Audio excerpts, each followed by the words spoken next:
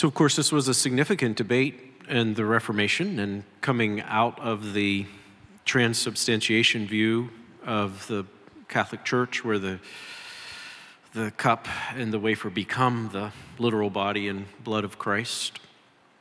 Luther, of course, did not like the Latin substantia and did not like the philosophical element of that. So his view sometimes is called consubstantiation, but he didn't like that sort of expression, but he spoke of Christ being around and sort of surrounding the element. So his presence is with the element as we partake of the Lord's Supper.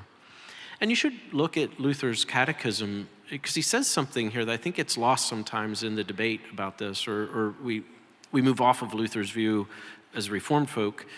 But he says, we're in a battle. We're in a battle. And so we come to the Lord's table for refreshment and nourishment.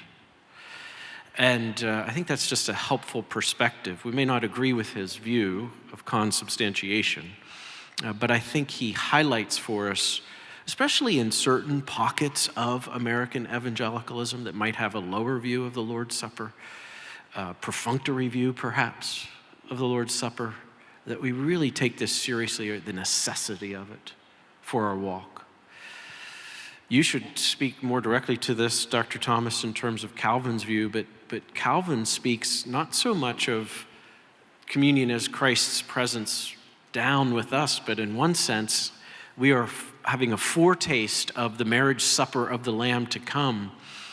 And so we, as it were, are transported up into the presence of Christ at the Lord's Supper.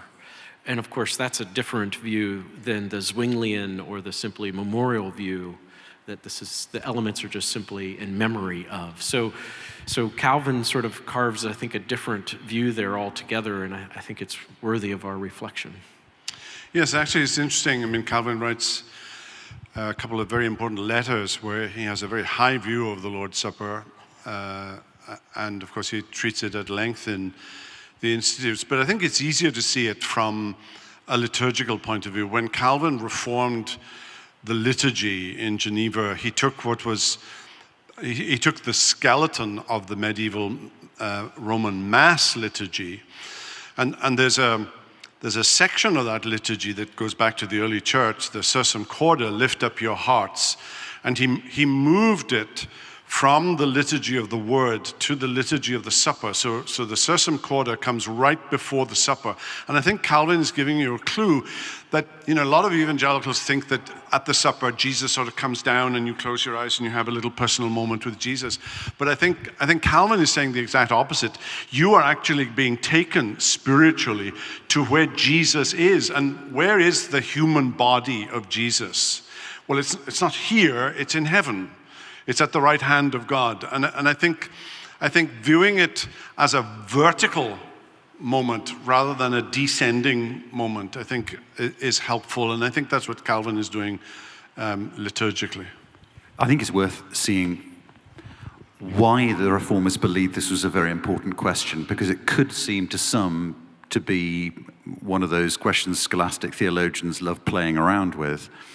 But you see, in the way Luther opposed the Roman Catholic idea of transubstantiation, what the Reformers saw as the problem, the primary problem at least there, was that in the Mass you have an ongoing sacrifice that is taking away from the absolute sufficiency of his work completed for us once for all on the cross. So there's the first, there are other problems, there's the first problem with transubstantiation. And at the other end of the spectrum, the problem with mere memorialism, Luther expressed in his debate with Zwingli, is that communion becomes an opportunity merely for us to do something. Whereas what's actually happening in communion is we're being given communion with Christ, taken up to feast on, to enjoy, encounter him. It's not merely a chance for us to renew our allegiance or do something for him.